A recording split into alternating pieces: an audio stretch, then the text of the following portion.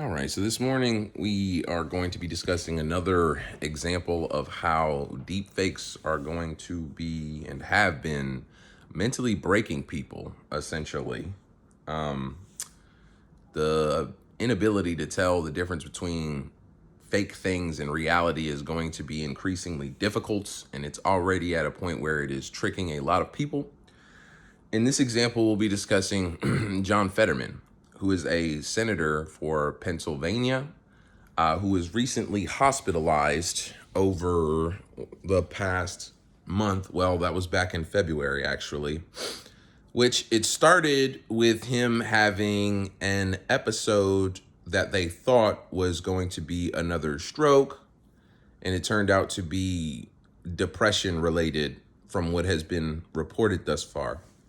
Well, there are a lot of people who believe that he never actually got out of the hospital, meaning they think that he either passed away or that he's still in there being treated.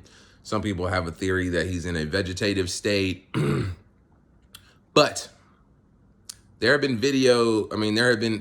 images of him that have been released recently where people are claiming that he's back out and back with his family.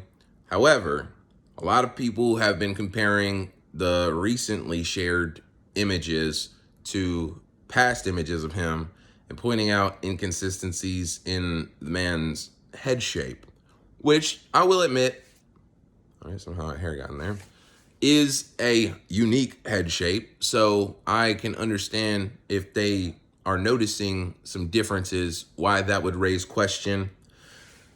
But honestly, I think, and I'll be very candid, that this is one of those things that we're not going to get an answer to. I think that people's heightened sense of delusion from the potential of being tricked is actually contributing to more confusion than it is giving any type of illumination or clarity in this circumstance. I think that a lot of people who are saying that it's fake probably, or saying that he's fake, probably want it to be fake. And a lot of people who are saying that it's real want it to be real. And I'll say, I don't know the truth. I just want the truth, I'll be honest with you. More so than scoring a point for a team or something like that. I just want to know what the truth is. I think that people like me are going to lose in these coming future because the truth. So the people who put out this information have no incentive of having people know the truth. And if the people who claim that they want to know the truth really only want their truth to be correct, then we run into an issue here with this endless battle of one side versus the other, where the right is claiming that John Fetterman is a vegetable or dead, and they sound out a body double. And the left is claiming that he was fine all along and that they're just being rude and he's made a full recovery. But the fact of the matter is that, honestly, Fetterman should have never made it to the Senate in the first place based off of his current condition. Then there's the whole weird situation of when he was in the hospital, his family left to Niagara Falls for a vacation. As it was coming out that he was, suffering from debilitating depression that was at such a high level that he had to be hospitalized. People had mixed feelings about that, and I definitely did as well, because I don't really understand why somebody's wife would leave them in such an important time like that. But hey, man, we don't know the dynamics of people's relationships, so maybe they knew that it was going to be more fine than we did, and we just don't have the full details of it yet. I'll be honest with you. When it comes down to this specific situation, at this point, I don't really care. I don't necessarily wish anything bad on John Fetterman, although I do think it would be funny and ironic for him to pass away so quickly after being elected. But I'm not the type of person who's going to wish death on someone like him just to prove a point, or to think that it's funny. But if it did happen, of course, I'll be lying to myself if I didn't feel that way. So with that being said, it's to the point where, and I don't know, even now when I'm talking about these videos, it's so hard to choose what I want to talk about nowadays, because so much stuff is just like half truths.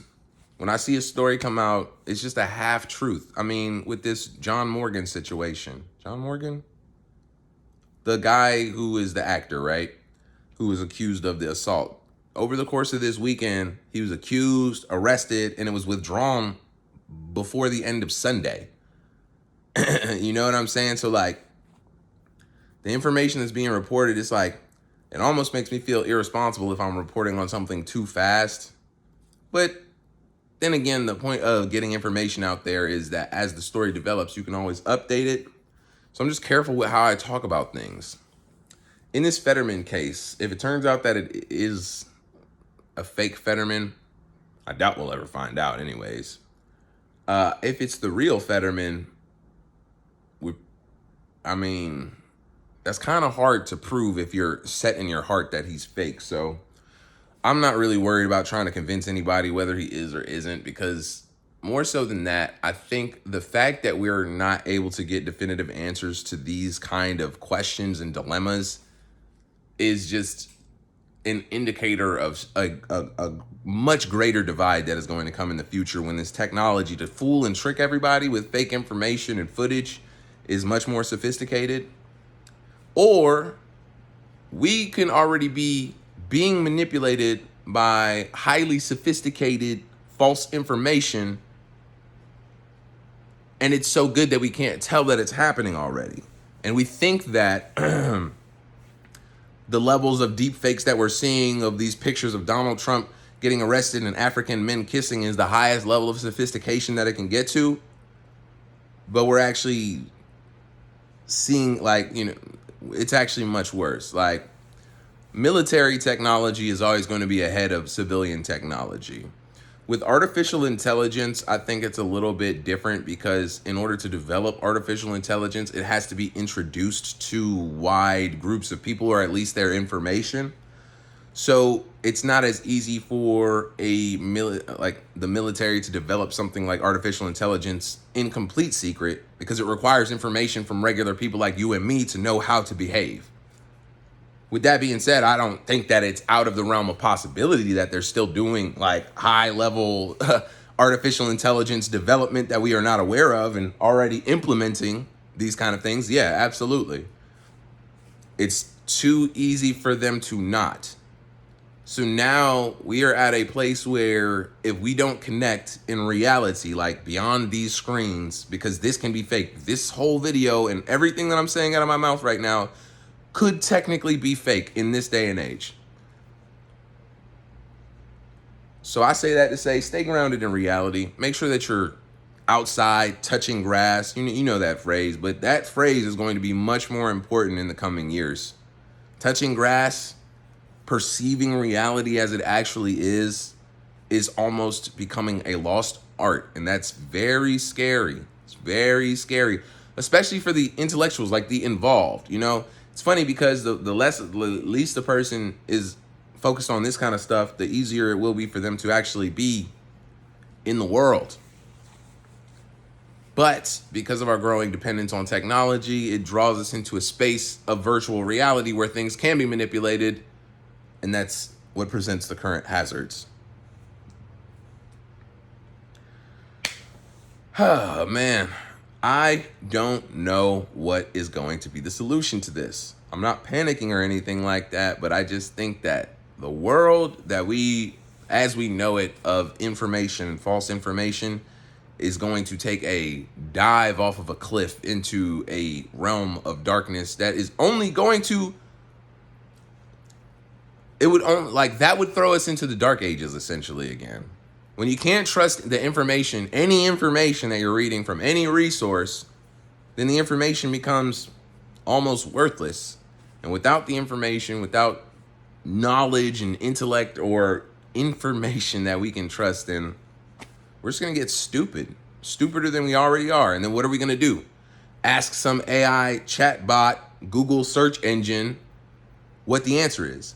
And they're going to spit feed it to us. And without question, or even the ability to question, we're just going to have to accept whatever it says. Not whatever they say, like people, whatever it says, a machine. Wow.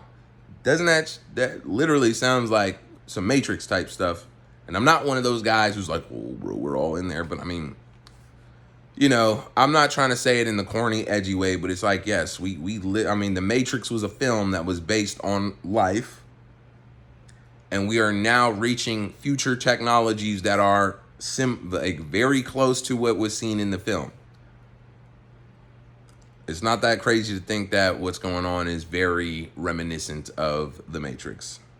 Whether this is real reality or simulation or not, the fact that this can be done here in this world, in this existence, is disturbing.